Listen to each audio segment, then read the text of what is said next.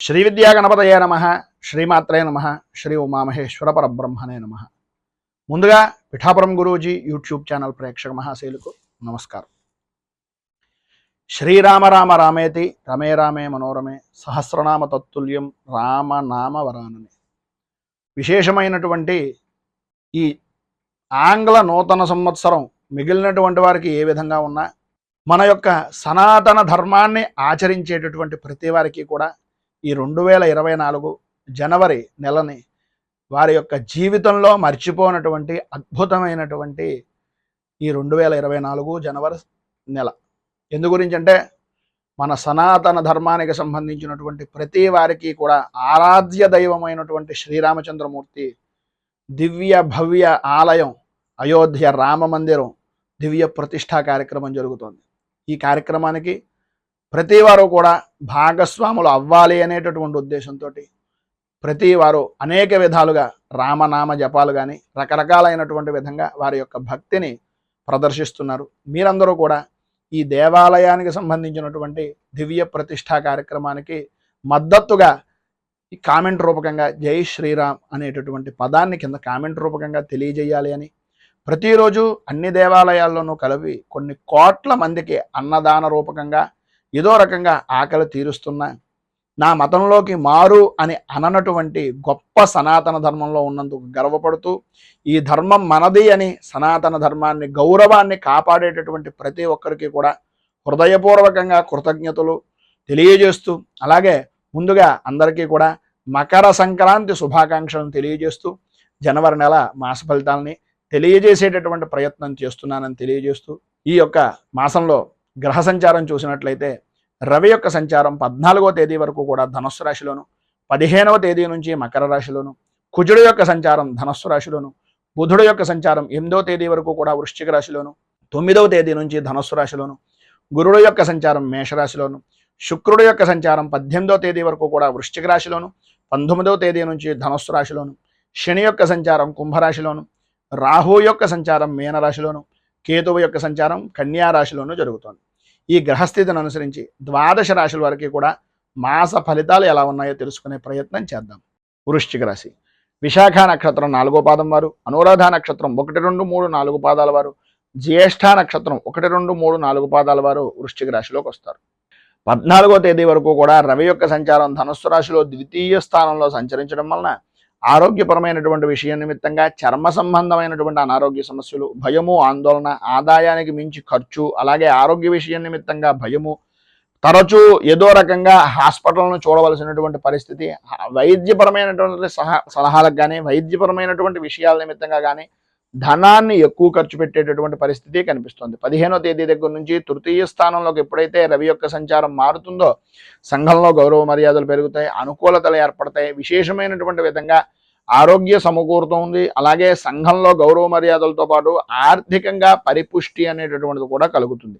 అయితే కుజుడు యొక్క సంచారం ద్వితీయ స్థానంలో ఉండడం వలన, ప్రధానంగా ధనుస్సు రాశిలో ఉండడం వలన మీకు ఖర్చు అనేటటువంటిది విపరీతం అవడం, ధైర్యంగా భయంగా గాంభీర్యంగా కనిపిస్తారే కానీ అది మేకపోతూ గాంభీర్యంగా ఉండేటటువంటి పరిస్థితి, పనుల యందు శత్రువుల యొక్క మూలకంగా కొద్దిగా ఆర్థికంగా నష్టాలను వాటిల్లడం, ఆరోగ్యపరమైనటువంటి సమస్యలు, ప్రధానంగా థ్రోట్ ఇన్ఫెక్షన్స్ అంటే గొంతుకు సంబంధించినటువంటి అనారోగ్య సమస్య అనేటటువంటిది మిమ్మల్ని అధికంగా బాధ పెట్టేటటువంటి పరిస్థితి ఉంటుంది. వ్యాపారపరమైనటువంటి విషయం నిమిత్తంగా నష్టం కూడా వాటిల్లేటటువంటి అవకాశాలు రవి యొక్క సంచారం వలన, కుజుడు యొక్క సంచారం వలన ప్రధానంగా కలుగుతాయి. అయితే బుధుడు యొక్క సంచారం 8వ తేదీ వరకు కూడా వృశ్చిక రాశిలో జన్మస్థానంలోనే సంచరించడం వలన ఆలోచన విధానంలో మార్పులు, చేసేటటువంటి పనికి చేస్తున్నటువంటి పనికి సంబంధం లేకుండా ఉండడం, ఆలోచనలో మందకొడిగా సాగడం, అకారణంగా గొడవలు కలుగుతూ ఉండడం, అనాలోచితమైనటువంటి నిర్ణయాల వలన గొడవలకు ఇబ్బందులకు దారితీయడం, మానసికంగా స్థితి సరైనటువంటి స్థితి లేకపోవడం, మనస్సు పదే పదే కలవరపడుతూ ఉండేటటువంటి విధానంలో ఉండడం జరుగుతుంది.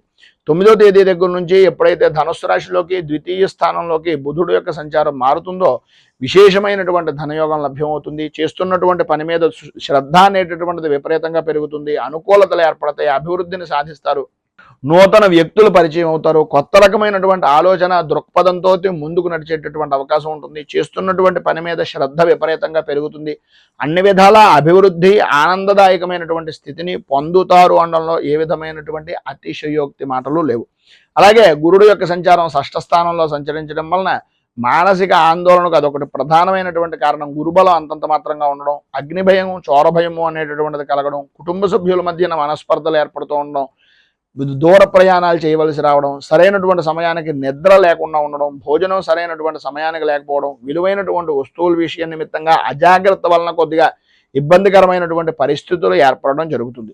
శుక్రుడు యొక్క సంచారం 18వ తేదీ వరకు కూడా వృశ్చిక రాశిలో జన్మస్థానంలో సంచరించడం వలన ఆరోగ్యపరమైనటువంటి విషయం నిమిత్తంగా విశేషమైనటువంటి యోగాన్ని, ధనయోగాన్ని, పుష్కలమైనటువంటి కార్యసిద్ధిని, జయాన్ని, లాభాన్ని పొందుతారు. అనుకున్నటువంటి ప్రతి పని కూడా నెరవేరుతుంది. దైవపరమైనటువంటి కార్యక్రమాల్లో పాల్గొంటారు. విశేషమైనటువంటి తీర్థయాత్రలు చేస్తారు.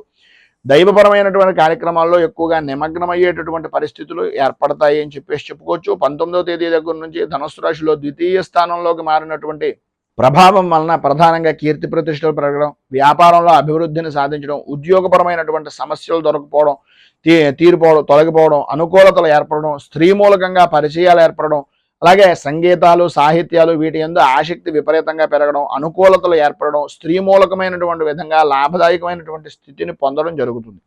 చతుర్థ స్థానంలో అర్ధాష్టమ సంబంధమైనటువంటి శని యొక్క స్థితి కుంభరాశిలో సంచరించడం వలన ఉదర సంబంధమైనటువంటి ఇబ్బందులు, అలాగే స్థానచలనాది మార్పులు, ఒక చోట నిలకడగా ఉండలేనటువంటి పరిస్థితి, ఊహించినటువంటి చికాకులు ఏర్పడడం, రాహు యొక్క సంచారం పంచమ స్థానంలో ఉండడం వలన కుటుంబ సభ్యులే మీకు విపరీతమైనటువంటి వ్యతిరేకమైనటువంటి ధోరణిగా మాట్లాడడం, అనుకూలతలు అంతంత మాత్రంగా ఉండడం, ప్రతి విషయానికి చికాకు పెరిగిపోతూ ఉండడం, 1కి 10 సార్లు తిరగవలసినటువంటి పరిస్థితులు రావడం, భార్య బిడ్డల యొక్క ఆరోగ్యపరమైనటువంటి విషయం నిమిత్తంగా కొద్దిగా చికాకులు పడుతూ ఉండడం అనేటటువంటిది జరుగుతుంది. అయితే ఎన్నున్నప్పటికీ కేతువు యొక్క సంచారం కన్యారాశిలో ఏకాదశ స్థానంలో సంచరించడం వలన పుష్కలమైనటువంటి ధనయోగాన్ని, మనో సంబంధమైనటువంటి సంతోషాన్ని కలిగించేటటువంటి కొన్ని పనులు, హోదా కలిగినటువంటి వ్యక్తులు పదే పదే మీ చుట్టూ తిరగడం, వ్యాపారం అభివృద్ధి చెందుతూ ఉండడం, ఏ సమయానికి రావాల్సినటువంటి ధనం ఆ సమయానికి చేతికి అందుతూ ఉండడం, అనుకూలతలు ఏర్పడడం, స్థిరాస్తిని వృద్ధి చేసుకునేటటువంటి ప్రతి ప్రయత్నము కూడా సఫలీకృతం అవడం, ఎన్ని రకాలైనటువంటి అనుకూలతలు ఉన్నప్పటికీ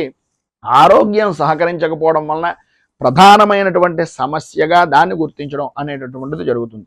అయితే ఈ యొక్క సమయంలో మీకు ఉండేటటువంటి ఆర్థికపరమైనటువంటి, ఆరోగ్యపరమైనటువంటి సమస్యలు దూరం అవడానికి, అనుకూలతలు ఏర్పడడానికి ఆదిత్య హృదయాన్ని పారాయణ చేయడం, అలాగే దగ్గరలో ఉండేటటువంటిది ఏదైనా రామాలయాన్ని దర్శించుకుని రామచంద్రమూర్తికి సంబంధించినటువంటి అష్టోత్తరంతో పూజ చేయించుకోవడం, అలాగే మహాసుదర్శన హోమాది కార్యక్రమాలు, అలాగే వాటికి అనుసంధానంగా ఉండేటటువంటి విధంగా విశేషమైనటువంటి మహామృత్యుంజయ హోమాది కార్యక్రమాలు చేసుకోవడం వలన విశేషమైనటువంటి శుభ ఫలితాలను మీరు పొందుతారు అని తెలియజేస్తూ, ఈ వీడియోపై మీ అమూల్యమైనటువంటి స్పందనను కింద కామెంట్ రూపంలో తెలియజేయండి. అలాగే ఈ వీడియో కనుక మీకు నచ్చినట్లయితే లైక్ చేయండి. 10 మందికి ఉపయోగపడుతుంది అనే అభిప్రాయం కనుక కలిగినట్లయితే సోషల్ మీడియా ద్వారా షేర్ చేయడానికి ప్రయత్నం చేయండి.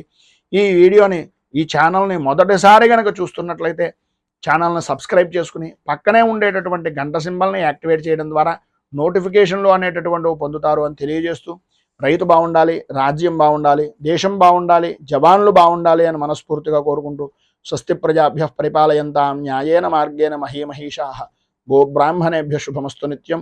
లోకాః సమస్తాః సుఖినో భవంతు. సర్వే జనాః సుఖినో భవంతు. స్వస్తి. మేము పెట్టే వీడియోలు ప్రతిరోజు మీరు పొందడానికి సబ్స్క్రైబ్ బటన్ను క్లిక్ చేయండి.